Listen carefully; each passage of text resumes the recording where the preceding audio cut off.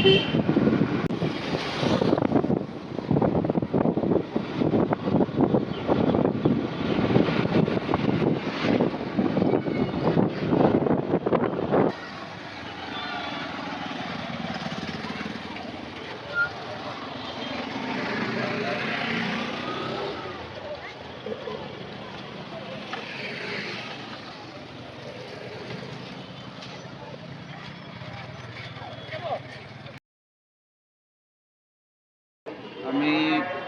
ইয়ামা race rider scooty, আর আমার একটা bike আছে হন্ডা হর্নেট 2.0।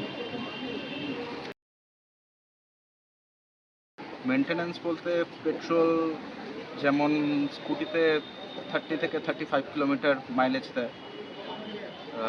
এটা এবার ডিপেন্ড করছে আমি কতটা চালাচ্ছি তার উপরে, এটা একটা ডিপেন্ড করে। আমার যেরকম মান্থলি স্কুটিতে প্রায় 1,500 টাকার মতন তেল লাগে, আর তারপরে 3 মাস অন্তর বা একটা নির্দিষ্ট 500 কিলোমিটার 700 কিলোমিটার্স হলে Mobil change, air filter change, gear oil change, এই টুকটাক কিছু কাজ করাতে হয়। তারপরে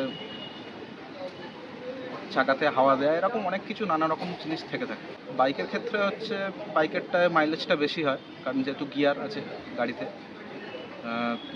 বাইকে মাইলেজ দেয় 40 থেকে 45 কিলোমিটার্স। তাছাড়া সেম একই খরচা। পেট্রোলটা একটু কম লাগে, 1000 থেকে 1200-র মধ্যে হয়ে যায়। তাছাড়া সেম 3 মাস কি 700 কিলোমিটারের পরে মোবিল, এয়ার ফিল্টার চেঞ্জ, ফুল সার্ভিসিং, এগুলোই।